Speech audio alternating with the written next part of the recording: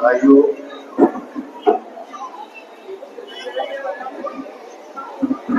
رونق اشتیاق باوقار علماء اہل سنت،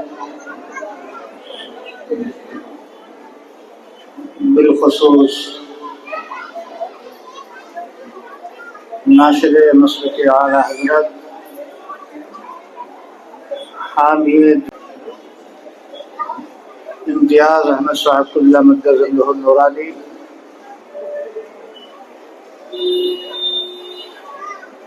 اور اس عظیم الشان تاریخی مسجد قما کے خطیب و امام اور اس کے دیگر ذمہ داران، عزیز بچوں، ماں اور بہنوں،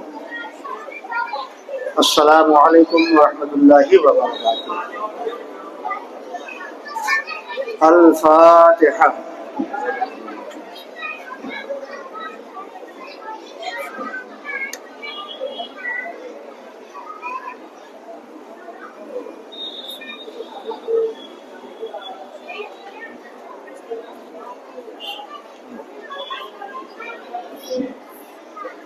مخزن لطف و عطا بحر خدا امداد کن، صاحب صدق و صفا مشکل کشا امداد کن، ازبِ شمس الضحیٰ بدر الدجا کہف الورا، مظہر یار علی مرتضی امداد کن، صلی اللہ تعالی علی خیر خلقہ و نور عرشہ محمد وعلی آلہ واصحابہ واہل بیتہ اجمعین برحمتک یا ارحم الراحمین۔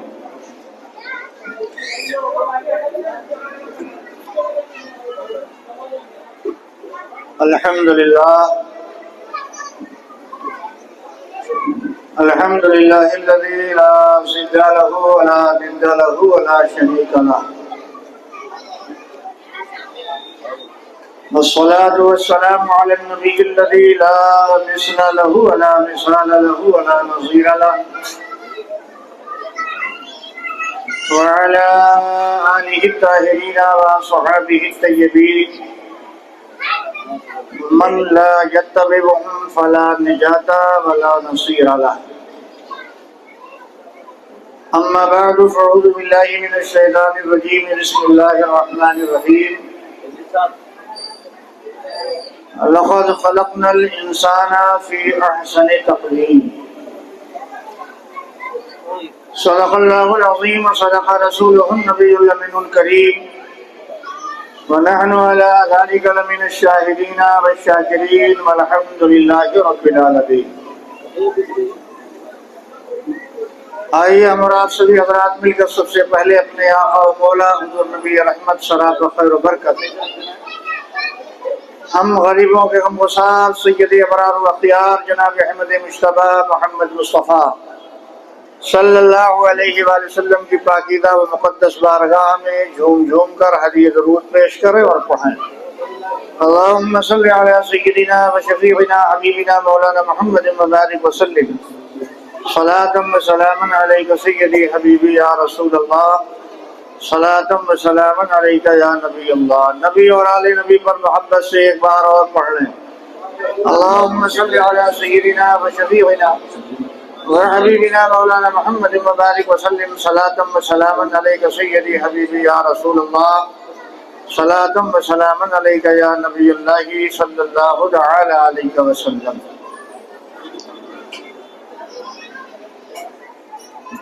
قابل مبارکباد ہیں آپ سبھی احباب،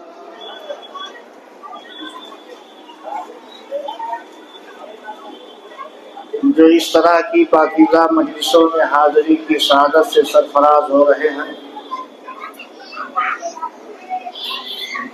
اللہ تبارک و تعالی اپنی بے پناہ رحمتوں سے آپ سب کو مالا مال فرمائے، ساتھ ہی ساتھ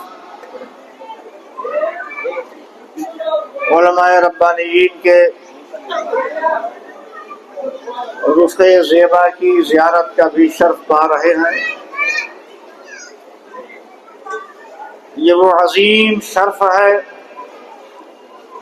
جس کے تعلق سے میرے آقا صلی اللہ علیہ وآلہ وسلم نے خود ہی ارشاد فرمایا من زار عالما فقد زارنی، جس نے کسی ایک عالم ربانی کی زیارت کی گویا اس نے میری زیارت کا شرف پایا۔ ومن صافح عالما فقد صافحنی، جس نے کسی عالم ربانی سے مصافحہ کیا اس نے مجھ سے مصافحہ کرنے کا شرف حاصل کیا۔ تو محفل حسینی کی برکتیں بھی آپ حاصل کر رہے ہیں، ساتھ ہی ساتھ علماء ربانیین کے رخ زیبا کی شرف بھی آپ پا رہے ہیں، دو عظیم سعادتوں سے آپ ہمکنار ہو رہے ہیں۔ پروردگار عالم جل تبارک و تعالی ان دونوں شرفوں کے فیض و برکات سے کل امت مسلمہ کو مالا مال فرمائے۔ اس علاقے میں میرا پہلا اتفاق ہے، آپ کا مزاج مجھے سمجھنا ہے اور میرے مزاج کو آپ کو سمجھنا ہے۔ پہلا دن عموماً ترتیب کا دن ہوتا ہے، وقت، مضمون، آپ کا حوصلہ، مجلس کی سیٹنگ، عوام اہل سنت کا انتظام، انہی سارے کاموں میں پہلا دن چلا جاتا ہے۔ لیکن ان تمام تر چیزوں کی رعایت اپنی جگہ، میں آج آپ کو اس مجلس پاک کی عظمت کا تھوڑا سا چہرہ دکھاتا ہوں۔ عموماً آج کے اس دور میں کسی میدان کو سجا دیا جائے، کسی حال کو آراستہ کر دیا جائے، قمقموں کا انتظام ہو، اچھی لائٹنگ ہو، ٹیبل کرسی ہو، اس طرح کی مجلس اور محفل کو بڑا اعزاز دیا جاتا ہے، بڑا مقام دیا جاتا ہے۔ لیکن آئیے ذرا سا اس طرح کی مجلسوں کا رنگ حدیث کی روشنی میں دیکھتے ہیں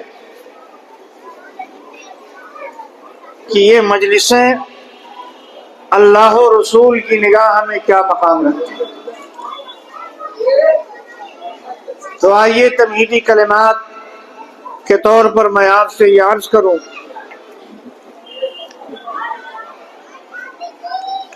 کوئی بھی انسان کمال سے خالی نہیں ہے، ہر انسان میں اللہ نے کوئی نہ کوئی کمال رکھا،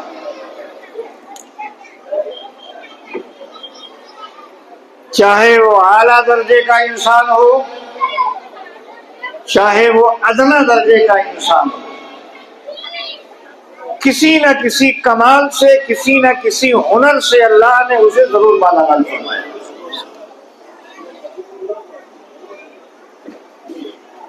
اور ایک آدمی ایسا ہے جو کئی کمالات کا جامع ہوتا ہے، کئی کمال اس کے اندر پائے جاتے ہیں۔ ایک ایسا انسان جو جامع الکمالات ہو، بہت سارے کمالات کا مالک ہو، تو اس کے اندر پائے جانے والے تمام کمالات میں جو سب سے اچھا ہنر ہوگا، اعلیٰ درجے کا جو کمال ہوگا، وہ اس کے لیے باعث افتخار ہوگا، قابل مباحات ہوگا، فخر کیے جانے کے قابل ہوگا۔ آپ کا لڑکا ہے،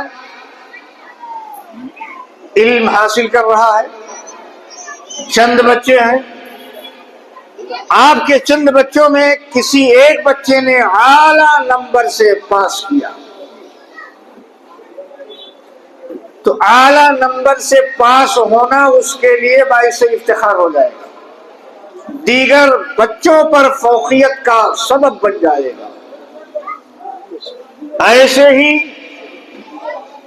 آپ کے 4 بچوں میں ایک صوم و صلات کا پابند ہے، اچھے اخلاق اچھے کردار کا مالک ہے، دیگر بچوں میں وہ کمال نہیں ہے، تو یہی کردار کی بلندی، اخلاق کی بلندی اس کے لیے سرمایہ افتخار بن جائے گی، قابل مباحات عمل ہو جائے گا اس کا یہ، اور آپ محلے میں پھولے نہیں سمائیں گے کہ میرے 4 بچوں میں کسی ایک بچے نے نمایاں کامیابی حاصل کی۔ بچے کمال والے دوسرے بھی ہیں، مگر اعلیٰ نمبر حاصل کرنے کی بنیاد پر آپ اس کا ہاتھ پکڑتے ہیں اور تعارف کراتے ہیں، اخلاق کی بلندی کی بنیاد پر، کردار کی بلندی کی بنیاد پر آپ اپنے ایک بچے کا انتخاب کرتے ہیں اور دوسروں میں اس کا تعارف کراتے ہیں، میرا بچہ صوم و صلات کا پابند ہے، کردار کا بلند ہے،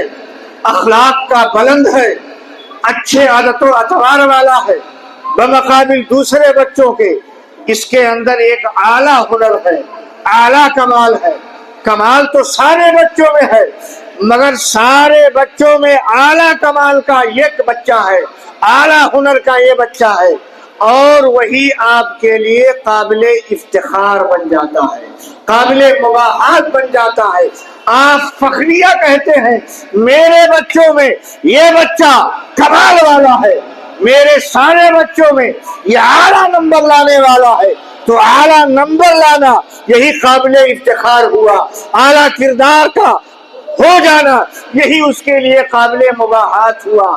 گویا کی کمالات میں جو سب سے بڑا کمال ہوتا ہے اس کمال پر آپ فخر کرتے ہیں، یا آپ کا بچہ قابل افتخار بنتا ہے۔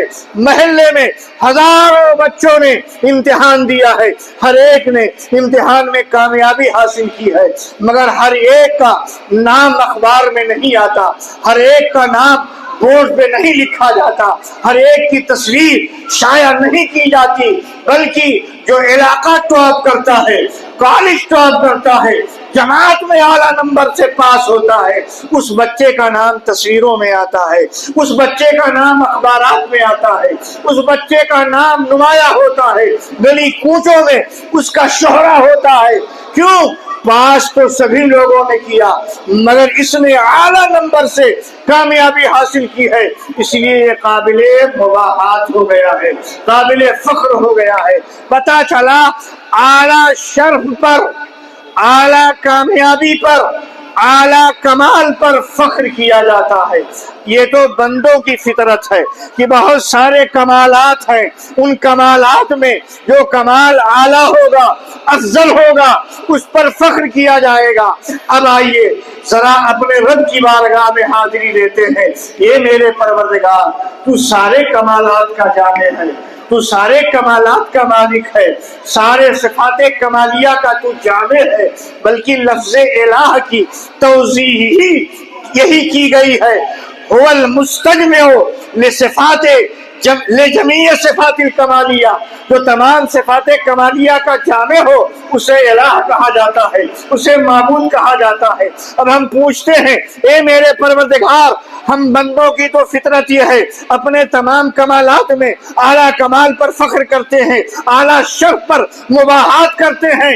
اے میرے مولا، تو سارے کمالات کا جامع ہے اور تیرا ہر کمال اعلیٰ ہے، کیا تو بھی فخر کرتا ہے؟ بندے فخر کرتے، بندوں کے اعلیٰ کمالات اس کے لیے باعث افتخار ہوتے ہیں۔ رب سے ہم پوچھتے ہیں میرے پروردگار، کیا تو بھی کسی کام پر فخر کرتا ہے، کسی بات پر فخر کرتا ہے؟ میرے مولا، تو ہر کمال کا جامع ہے۔ سورج کی خلقت کس نے کی ہے؟ سورج رب نے بنایا. کیا اس سورج چمکتے سورج کی خلقت پر مولا تو فخر کرتا ہے؟ کیا روشنی بکھیرنے والے چاند پر تجھے فخر ہے؟ کیا تاروں کی جھلملاہٹ پر تجھے فخر ہے؟ کیا گلشن کی رانائی پر تجھے فخر ہے؟ کیا فضاؤں اور ہواؤں کو ترتیب دینے پر تجھے فخر ہے؟ کیا بلند و بالا آسمان کی تخلیق پر تجھے فخر ہے؟ کیا زمین کے اس عظیم الشان بچھونے پر تجھے فخر ہے؟ سمندر کا خالق تو ہی ہے، کیا سمندر کی طغیانی پر تجھے فخر ہے؟ شامخ پہاڑیوں کو وجود دینے والا تو ہی ہے، کیا بلند پہاڑیوں پر تجھے فخر ہے؟ تو میرے خیال سے ایک ایک چیز کا نام آپ لیتے جاؤ گے، ہر ایک کا جواب آپ کو نفی میں ملے گا. سورج کی تخلیق پر فخر ہے؟ نہیں. چاند کی خلقت پر فخر ہے؟ نہیں. گلشن کی رانائی پر فخر ہے؟ نہیں. فضاؤں اور ہواؤں کی ترتیب دینے پر فخر ہے؟ نہیں. آسمان کی بلندی پر فخر ہے؟ نہیں. زمین کے بچھونے پر فخر ہے؟ نہیں. پھولوں کے مہک پر فخر ہے؟ نہیں. گلشن کی رانائی پر فخر ہے؟ نہیں. فضاؤں پر ہواؤں پر فخر ہے؟ نہیں. عالم کی رانائی پر فخر ہے؟ نہیں. خلقت انسانی پر فخر ہے؟ نہیں. وحوش و طہور کو، ویوس و طیور کو پیدا کرنے پر فخر ہے؟ نہیں. جواب ملتا جائے گا نہیں. اے میرے پروردگار، پھر تجھے فخر کس بات پر ہے؟ میں آپ کو اس مجلس کے قریب کرنا چاہتا ہوں. اس مجلس پہ آپ نے حاضری کی سعادت دی ہے. یہ مجلس کتنا قابل فخر ہے، کتنا قابل اعتبار ہے. توجہ دے، ایک ایک بلند چیزوں کا، کمال والی چیزوں کا ذکر کرتے رہیں اور سوال قائم کرتے رہیں. اس پر فخر ہے، اس پر فخر ہے، اس پر فخر ہے. جواب ملے گا نہیں. سوال کرتے جائیں گے، نعمتوں کا چرچا کرتے جائیں گے، آپ کی زندگی ختم ہو جائے گی. نعمتیں گنتے جائیں گے، فخر تلاش کرتے جائیں گے، آپ کو سراغ نہ ملے گا. اگر سراغ ملے گا کہ مولا کو کس بات پر فخر ہے تو اس کا جواب اور کہیں نہیں، جناب محمد رسول اللہ کی بارگاہ سے. آئیے علامہ زبیر صاحب قبلہ کی بارگاہ میں حاضری دے، اپنے مسجد کے خطیب و امام کی بارگاہ میں حاضری دے. حضور، کمالات پر فخر کرنا یہ انسان کی فطرت میں ہے. کیا اللہ فطرت انسانیہ کے اعتبار سے وہ بھی کسی کام پر فخر کرتا ہے؟ سوال قائم کرتے جائیں، آپ کو اپنے تئیں کوئی جواب حاصل نہ ہوگا. انہی علماء ربانیین کی بارگاہ میں حاضری دیں گے تو یہ حدیث رسول کو کھٹا لیں گے، ارشادات رسول کو کھٹا لیں گے، فرمودات نبیہ کو تلاش کریں گے، اور تلاش کرتے کرتے آپ کو لے آئیں گے کہاں؟ صحاح ستہ کی ایک عظیم الشان کتاب نسائی شریف. نسائی شریف کی وقت گردانی کریں گے، اور وقت گردانی کرنے کے بعد مصطفیٰ پیارے کا چمکتا ہوا ارشاد آپ کے سامنے لائیں گے اور کہیں گے، اے لوگو، تم نے چاند کا نام لیا ہے، سورج کا نام لیا ہے، آسمانوں کا نام لیا ہے، زمین کا نام لیا ہے، گلشن کا نام لیا ہے، باغات کا نام لیا ہے، وحوش و طیور کا نام لیا ہے، تمام کائنات میں پیدا ہوئی چیزوں کا نام ایک بعد دیگرے شمار میں لایا ہے. مگر سنو، ان تمام تر چیزوں کے وجود دینے پر خدا کو فخر نہیں ہے. ارشاد رسول یہ ہے، اس طرح کی جو مجلسیں قائم کرتے ہیں اللہ اس پر فخر کیا کرتا ہے. نعرے رسالت، جس نے شہدائے کربلا کا اجلاس نعرہ تکبیر، نعرہ رسالت۔ لہذا اس مجلس کو اوچھی نگاہ سے نہ دیکھنا۔ آج بڑی بڑی پارٹیوں پر لوگ فخر کرتے ہیں، ان مجلسوں کا وقار ہم نے ہی مجروح کر رکھا ہے۔ مگر سنیے، آپ کی اونچی بلڈنگوں پر رب کو فخر نہیں ہے، آپ کی فلک بوس عمارت پر رب کو فخر نہیں ہے، آپ کے گھر کی پالش رنگ و روغن پر رب کو فخر نہیں ہے، آپ کے اٹالین ماربل یا ٹائلز پر رب کو فخر نہیں ہے۔ رب فخر کرتا ہے اسی طرح کے مجلسوں کے انعقاد پر۔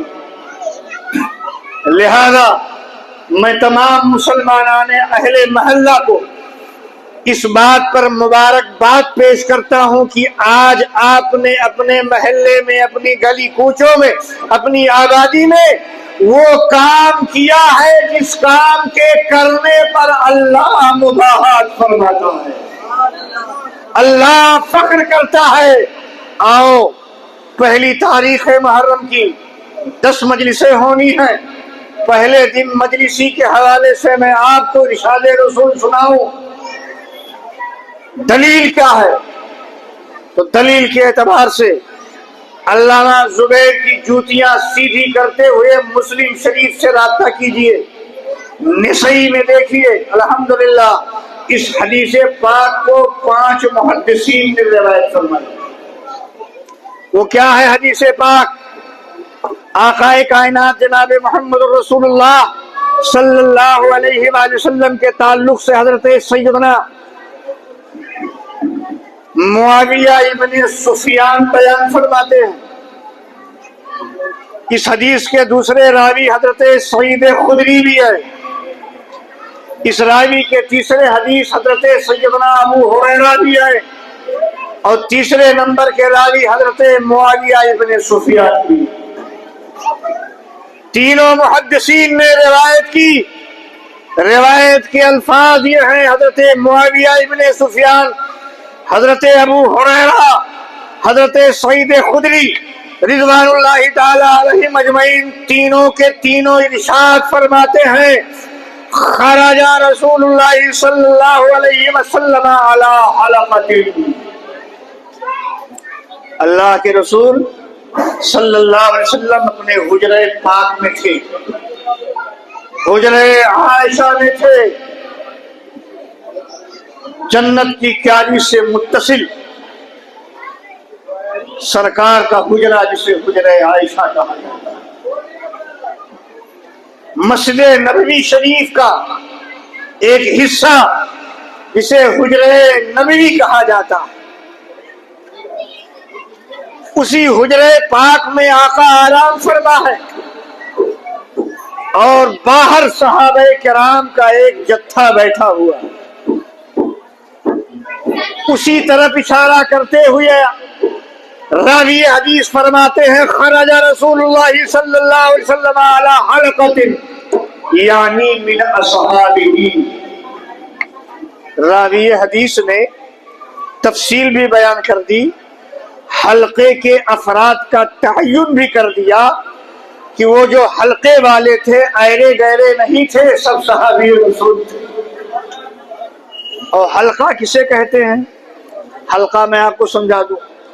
ہمارے آپ کے یہاں جو مجلس ہوتی ہے، جیسے ہم بیٹھے ہوئے ہیں، آپ کو کرسی ملی ہوئی ہے، چٹائیاں ڈال دی جاتی ہیں، اس طرح سے بیٹھتے ہیں۔ عرب لوگ جب مجلس کرتے تھے تو اس طرح بیٹھنے کا انداز نہیں ہوتا تھا، وہ ایسا ایک دائرہ بناتے تھے، گول سا دائرہ، اور دائرے کے حساب سے بیٹھتے تھے۔ جانتے ہیں کیوں؟ اس میں بھی ایک حکمت پنہا تھی۔ گول سا دائرہ بنتا، 10 آدمی ہے تو چھوٹا سا دائرہ ہے، اب 11واں آدمی آئے گا تو وہ بھی اسی دائرے میں داخل ہوگا، تھوڑا سا وہ بڑا ہوگا، 12واں آیا پھر تھوڑا سا بڑھے گا، 13واں آیا وہ حلقہ بڑھے گا۔ اس طرح سے وہ دائرہ جو چھوٹا سا تھا، گولا چھوٹا سا تھا، وہ بڑھتا جاتا ہے۔ تو چاہے چھوٹا دائرہ ہو या बड़ा दायरा हो उसको हलका कहते हैं। अरबी जबान में हलका, मजलिस, महफिल सब आम तौर पर एक ही माने में आता है, मगर जुज़वी फर्क है।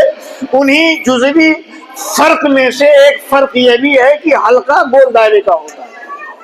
तो सहाबे किराम हलका बनाकर बैठे हुए थे, उसी तरफ इशारा हो रहा है। आका अलैहिस्सलातु वस्सलाम अपने हुजरे पाक से निकलकर उसी हलके में तशरीफ लाए। अच्छा, ये हलका क्यों बनाते थे? सुभान अल्लाह, सहाबा का कोई भी अमल हिकमत से खाली नहीं होता है। हम लोग तो जैसे तैसे भी अपनी सहूलत समझकर कोई भी प्रोग्राम तरतीब दे लेते हैं, लेकिन सहाबे किराम ने किसी भी चीज की तरतीब देने में दीनी रियायत, दीनी फजीलत का खूब खूब ख्याल किया है, उसकी रियायत फरमाई है। ये हल्का क्यों बना के बैठते थे जानते हैं? अल्लाह का इरशाद है, अपने भाइयों के लिए महफिलों में कुशादगी पैदा करो। यफ़्सहिल्लाहु लकुम, अगर तुम अपने भाई के लिए कुशादगी पैदा करोगे तो अल्लाह तुम्हारे लिए कुशादगी पैदा कर देगा। आज हमारा आपका माहौल क्या है? अगर कुर्सी मिल गई, दूसरा भाई आया तो हमारी कुर्सी कायम रहेगी। चटाई पर, जमीन पर बैठे हैं, हमारा दूसरा कोई भाई आया तो जहां हम कायम है कायम रहेंगे, बैठे रहेंगे? नहीं, इस्लामी तरीका ये नहीं। अल्लाह के रसूल फरमाते हैं और खुद मेरा मौला फरमाता है, मजलिसों में कुशादगी भाई के लिए पैदा किया करो। अगर तुम भाई के लिए कुशादगी पैदा करोगे तो अल्लाह ताला तुम्हारे लिए कुशादगी पैदा कर देगा। लेकिन इस तरक्की ज़दा माहौल में खतरा पैदा करती है कुर्सी। कुर्सी हट गई, कुर्सी से उठ गए तो फिर कुर्सी मिलेगी नहीं। ये कुर्सी ने, चूंकि अंग्रेजी तहजीब है, इसलिए ये बवाल रखा है और बहुत सारी फजीलतों से दूर कर दिया। जमीन पे हल्का बना के बैठे हैं, 10 का हल्का है, 11वां आया, फैल जाओ। साहबा फैल जाते थे। ये अमल क्या था? भाई के लिए मजलिस में कुशादगी पैदा करो, जगह दे दो। आपने 11वें को जगह दी, अल्लाह आपके लिए कुशादगी पैदा करेगा। अब ये कुर्सी है, अगर आपका एक भाई आया, आपने उठकर उस भाई को बिठा दिया, ठीक है, आपने कुशादगी पैदा की, तो तन्हा आपको ये शर्फ मिलेगा, इसलिए कि तन्हा आप उठे हैं, आपने कुशादगी पैदा की है और वो आके बैठ गया है आपका भाई, आप उठ गए हो। बगल वाला महरूम है, दाएं वाला महरूम है, बाएं तरफ वाला महरूम है, पीछे वाला महरूम है।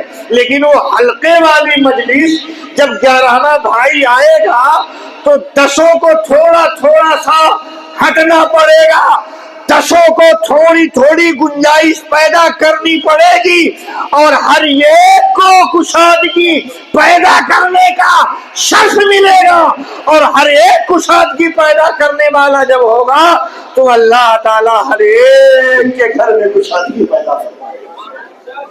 वो सहाबा का तरीका तो हल्का था। वो हल्के की बात आई तो मैंने कहा वजाहत कर दूं, तो फरमाते हैं, खरजा रसूलुल्लाह सल्लल्लाहु अलैहि वसल्लम अला हलकतिन। अबू हुरैरा फरमाते हैं, सरकार उसी हल्का के तरफ तशरीफ लाए और जब मेरे आका तशरीफ लाए तो देखा यहाँ तो सब मेरे गुलाम बैठे हुए हैं। इसलिए कि रावी हदीस खुद कहते हैं, यानी मिन असहाबिही, वो हल्का किसी और का नहीं था, असहाबे रसूल का था।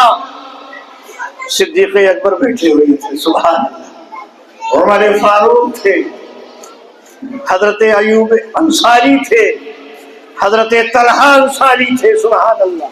पाकीज़ा सहाबे किराम, बड़े बड़े असहाबे रसूल हल्का बनाए बैठे हुए हैं। अबू हुरैरा फरमाते हैं, आका अपने हुजरे से निकल कर खिलाफे मामूल उसी हल्के के तरफ तशरीफ लाए जिस हल्के में असहाबे रसूल थे। آئے جب میرے آقا صلی اللہ علیہ وسلم تو میرے آقا نے ایک سوال کیا، اور سوال میں بھی رحمت بکھیرا ہے مصطفیٰ نے۔ آقا فرماتے ہیں ما اجلسکم،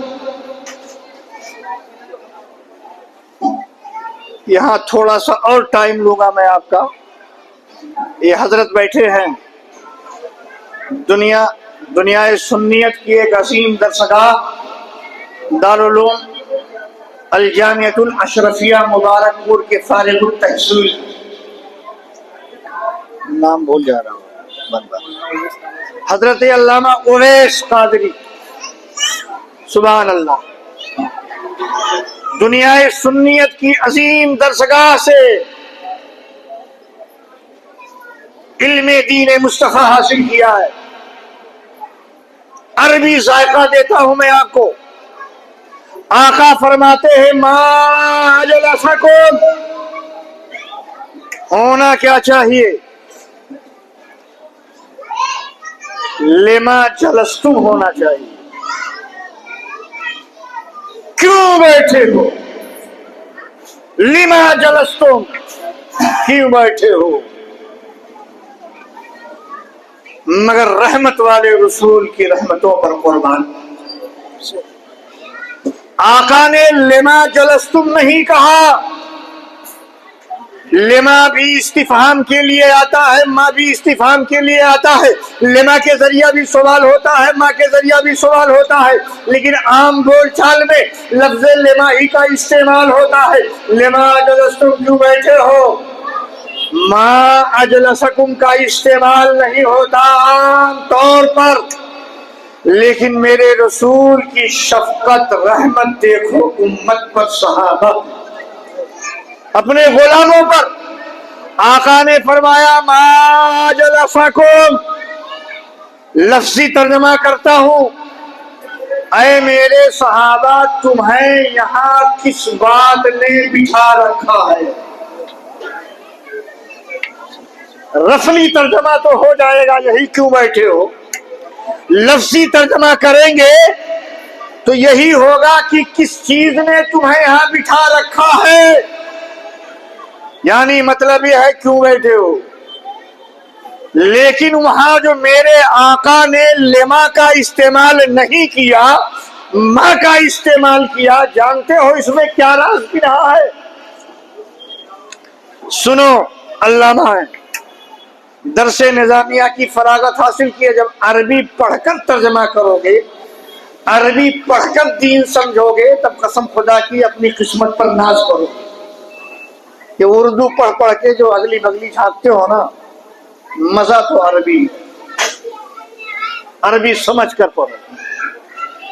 لما بھی برائے استفہام، اس سے بھی سوال کیا جاتا ہے، لما سے بھی استفسار ہوتا ہے، اور ما سے بھی استفہام، سوال، استفسار، لیکن لما اور ما میں فرق یہ ہے، لما زجر کے لیے بھی آتا ہے، ما صرف استفہام کے لیے آتا، زجر کے لیے نہیں آتا۔ لما توبیخ کے لیے بھی آتا ہے، ما توبیخ کے لیے نہیں آتا۔ میں تھوڑا سا آپ کو سمجھا دوں، لما زجر کے لیے توبیخ کے لیے کیسے آتا ہے۔ دیکھو لہجہ بدلو، میں ابھی آیا، آپ یہاں بیٹھے ہو، اور میں نے کہا کیوں بیٹھے، تو میرا بولنے کا انداز یہ بتا رہا ہے کہ میں جاننا چاہتا ہوں کس کام کے غرض سے یہاں آپ بیٹھے ہوئے۔ ذرا سا لہجہ بدل دوں، کیوں بیٹھے ہو، کیوں بیٹھے ہو، تو اب یہ لہجہ بتا رہا ہے کہ تمہیں یہاں نہیں بیٹھنا چاہیے۔ زجر ہے، توبیخ ہے، ڈرانا ہے، ڈانٹ ہے، پھٹکار ہے، نہیں بیٹھنا چاہیے۔ لہجہ بدلا، معنی بدل گیا۔ لما میں زجر بھی ہے اور مطلق استفہام بھی ہے، کیوں بیٹھے ہو، نرمی کے ساتھ، وجہ جاننے والا بھی بولے گا اور ڈانٹنے والا بھی لما بولے گا۔ مصطفیٰ نے سوال کیا ہے، استفسار کیا ہے، پوچھا ہے، مگر غلاموں پر شفیق بن کر، رفیق بن کر، کمال شفقت کے ساتھ، کمال رفق کے ساتھ، کمال مہربانی کے ساتھ، کمال رافت کے ساتھ آقا نے اس لفظ کو بھی ہٹا دیا ہے جس میں جذب پایا جاتا ہے، جس میں توبیخ پائی جاتی ہے، ایسے حرف کا استعمال کیا جس میں سراپا محبت ہی محبت ہے، رحمت ہی رحمت ہے، رافت ہی رافت ہے، عزت ہی عزت ہے، پیار سے بڑے محبت سے فرماتے ہیں ما اجلسکم، اے میرے غلاموں یہاں کیوں بیٹھے، تمہیں یہاں کس چیز نے بٹھا رکھا ہے؟ اندازہ ہوا آپ کو میرا نبی امت پر کس درجہ شفیق ہے، کس قدر رفیق ہے، کس قدر شفیق ہے، کتنا رفق والا ہے، کتنا نرمی والا ہے، کتنا مروت والا ہے، کتنی محبت والا ہے۔ غلاموں کے لیے اس حرف کا بھی استعمال ناپسند کرتا ہے جس میں جذب پایا جائے، توبیخ پائی جائے۔ اس لیے لما جلستم نہیں فرمایا، اگر کہا تو کیا کہا، ما اجلسکم، اے میرے غلاموں یہاں تمہیں کس چیز نے بٹھا رکھا ہے، کس چیز نے بٹھا رکھا ہے، ما اجلسکم، یہ سوال ہوا ما اجلسکم کا۔ میرے آقا نے تو پوچھ لیا، اب صحابہ کرام کا جواب سنیے۔ سبحان اللہ، میں لا رہا ہوں آپ کو آپ کی مجلسی میں، مجھے آج مجلسی پر گفتگو کرنی۔ صحابہ کرام نے نبی کے اس سوال پر ارشاد میرے آقا کا سن لیا، سننے کے بعد جواباً عرض کرتے ہیں جلسنا، یہاں ہم بیٹھے ہیں، ندعو اللہ ونذکرہ، اے میرے آقا ہم یہاں بیٹھے ہیں اس لیے کہ ہم یہاں بیٹھ کر اللہ سے دعا مانگیں، ندعو اللہ ونذکرہ، اور اللہ کا ذکر کریں، اور ایک روایت میں آیا نحمدہ، اللہ کی حمد بیان۔ تینوں باتیں سمیٹ لیتا ہوں، اختلاف روایت کے ساتھ تینوں باتیں لے آتا ہوں۔ صحابہ نے جواب میں کیا کہا، غور سے سنیے، تین باتیں اختلاف روایت کے ساتھ۔ اے اللہ کے رسول ہم یہاں اس لیے بیٹھے ہیں تاکہ اللہ کا ذکر کریں، اے اللہ کے رسول ہم یہاں اس لیے بیٹھے ہیں تاکہ اللہ سے دعا مانگیں، اے اللہ کے رسول ہم یہاں اس لیے بیٹھے ہیں تاکہ اللہ کی تعریف بیان کریں، حمد الہی کے لیے بیٹھے ہیں، ذکر الہی کے لیے بیٹھے ہیں، رب سے دعا کے لیے بیٹھے ہیں، اللہ سے دعا مانگ رہے ہیں، اللہ کی حمد بیان کر رہے ہیں، اللہ کا ذکر بجا لا رہے ہیں۔ اور ایک بات اور ہے آقا، نحمدہ کے تحت آیا نشکرہ، اس کا شکر بجا لائیں۔ تو لفظ شکر جو ہے یہ نعمت چاہتا ہے، تو صحابہ نے اس نعمت کا بھی ذکر کیا۔ اے اللہ کے رسول ہم یہاں اس لیے بیٹھے ہیں کہ اللہ کا حمد بجا لائیں، اس کا شکر بجا لائیں، علی ما ہدانا لدینہ، اس بات پر کہ اللہ نے ہمیں دین اسلام کی ہدایت عطا فرمائی، اس لیے بیٹھ کر ذکر کر رہے ہیں، اس لیے بیٹھ کر دعا مانگ رہے ہیں، اس لیے بیٹھ کر حمد کر رہے ہیں، اس لیے بیٹھ کر شکرانہ ادا کر رہے ہیں، علی ما ہدانا لدینہ، اس لیے کہ اللہ نے ہمیں دین اسلام کی ہدایت عطا فرمائی۔ ہدایت کا مل جانا، دین اسلام کا پا جانا، یہ ہمارے بیٹھنے کی وجہ ہے کہ اس پر ہم مولا تیرا شکرانہ ادا کرتے ہیں۔ اے اللہ کے رسول رب کے شکرانے کے لیے بیٹھے ہیں دین کے پانے پر۔ اور ایک بات اور، وَمَنَّا عَلَيْنَا بِكَ یا رسول اللہ، اے میرے آقا، میرے یہاں بیٹھنے کی ایک وجہ اور بھی ہے، وہ یہ ہے کہ ہم یہاں بیٹھ کر اللہ کے اس احسان پر کہ اس نے آپ کو ہم غریبوں میں بھیج دیا، اس کا شکر ادا کر رہے ہیں۔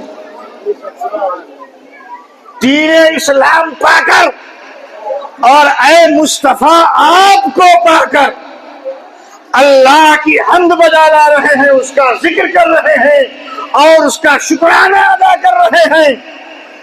یہاں حمد کی وجہ، شکر کی وجہ، ذکر کی وجہ، دعا کی وجہ مصطفیٰ آپ ہیں اور مذہب اسلام ہے۔ ہم بیٹھ کر آپس میں حمد کر رہے ہیں۔ بات مکمل ہو گئی۔ نبی کا سوال تھا، صحابہ نے جواب دے دیا۔ اب جواب دینے کے بعد سنیے، غور سے سنیے، اب یہاں سے توجہ لائیے۔ جواب جب آقا کو مل گیا تو میرے آقا ارشاد فرماتے ہیں، قسم دو، قسم دو کہ تم اسی لیے بیٹھے ہو،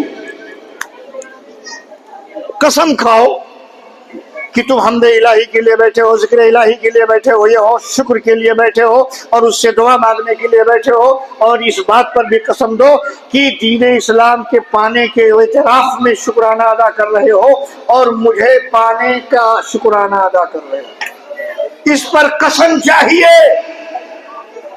اللہ اکبر۔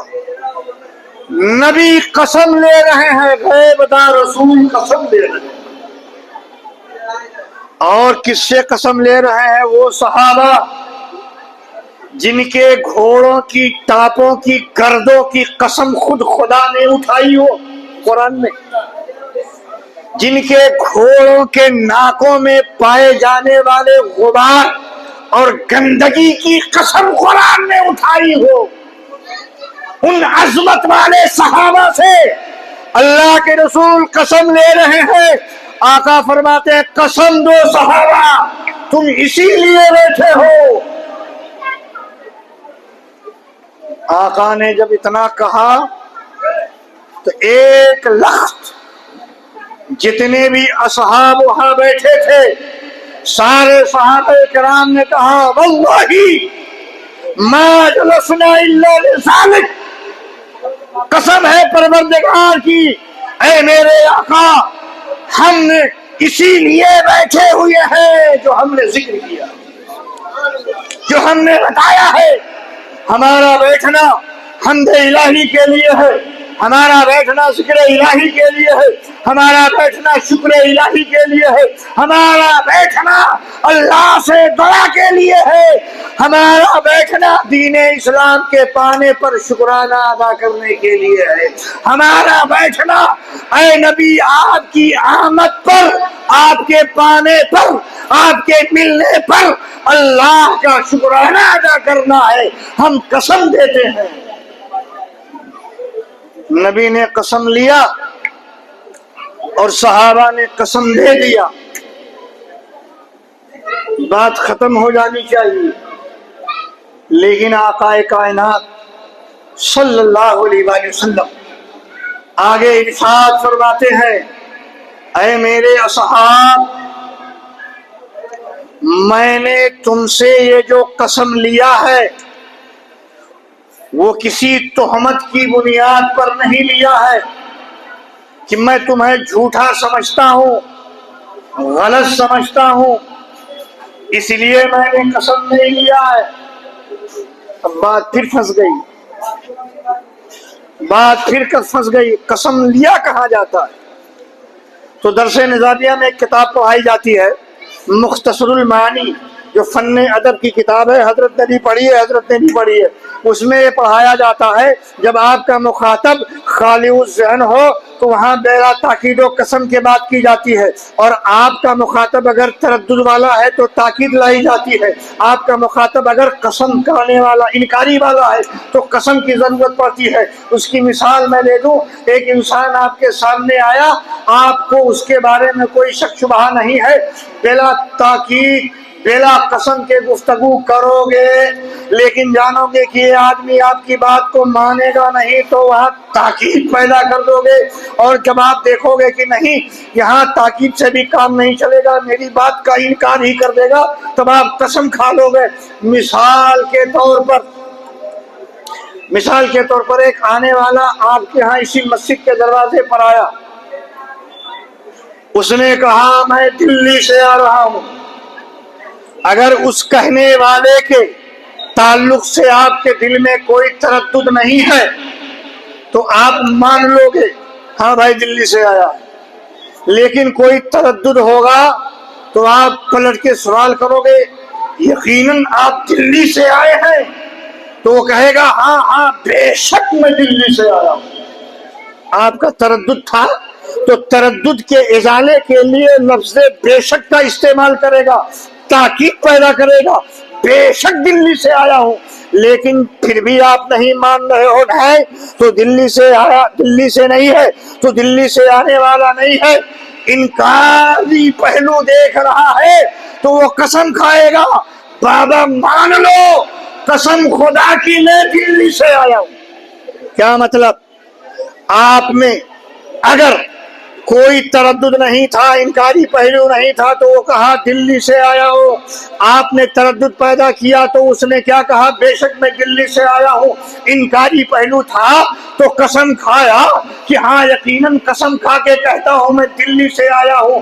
اے میرے آقا آپ فرماتے ہیں اے صحابہ تمہارے بارے میں ہمیں کوئی تردد نہیں ہے کہ تم جھوٹ بول سکتے ہو، تم غلط بول سکتے ہو، تم جھوٹا بیان دے سکتے ہو، کسی تردد کی بنیاد پر قسم نہیں لیا، نہ انکاری پہلو تھا اس لیے میں نے قسم لیا ہے۔ اے میرے آقا وصولاً یہ بات سمجھ میں نہیں آتی ہے، تاکید وہاں پیدا کی جاتی ہے جہاں تردد ہو، قسم وہاں لیا جاتا ہے جہاں انکاری پہلو ہو۔ جب آپ کو کوئی تہمت نہیں ہے، کوئی تردد نہیں ہے، کوئی شبہ نہیں ہے، کسی قسم کا کوئی ناقص خیال نہیں ہے، صحابہ کے تعلق سے نقص سوچ نہیں ہے، نقص فکر نہیں ہے، نقص خیال نہیں ہے، تردد نہیں ہے، تو اے میرے آقا ہم نے قسم کیوں لیا؟ قسم لینے کی وجہ کیا ہے؟ صحابہ پلٹے اور پلٹ کر عرضی پیش کیے میرے آقا جب ہمارے جواب پر آپ کو کوئی تردد نہیں، آپ کو کوئی انکار نہیں، آپ کو کوئی شبہ نہیں تو آپ نے قسم کیوں لیا؟ سن رہے ہو؟ قسم کیوں لیا؟ تو آقا ارشاد فرماتے ہیں بات شبہ اور تہمت کی نہیں ہے، بات کچھ یوں ہے کہ ابھی میں اپنے حجرے میں تھا۔ آؤ اب مجلس کی طرف آؤ مجلس کی طرف دھیان بٹاؤ گے تو میری بات نہیں سمجھ میں آئے گی۔ میں درسگاہی آدمی ہوں، میں واقعہ سنانے والا نہیں، درسگاہی آدمی ہوں، ضابطہ دوں گا، دھیان دے کے بات سنو گے تبھی سمجھ میں آئے گی بات۔ آگے چلیے، آقا فرماتے ہیں میرے قسم لینے کی وجہ یہ ہے کہ میں ابھی اپنے حجرے میں تھا، فَأَتَانِي جِبْرِيلُ عَلَيْهِ السَّلَامُ، میرے پاس جبریل آئے، حجرے عائشہ میں تھا، جبریل کا نزول ہوا، جناب جبریل کی آمد ہوئی اور ایک پیغام دیا، ایک خوشخبری سنائی، اور وہ خوشخبری تمہیں لوگوں سے جڑی ہوئی تھی، تمہیں لوگوں سے جڑی ہوئی تھی، تو اس لیے میں نے قسم لیا۔ وہ کیا پیغام سنایا جناب جبریل نے؟ جناب جبریل کے بارے میں آقا فرماتے ہیں وَأَتَانِي جِبْرِيلُ فَقَالَ، میرے پاس جناب جبریل آئے اور انہوں نے آتے ہی کہا ان اللہ تعالی یباہی بکم الملائکہ،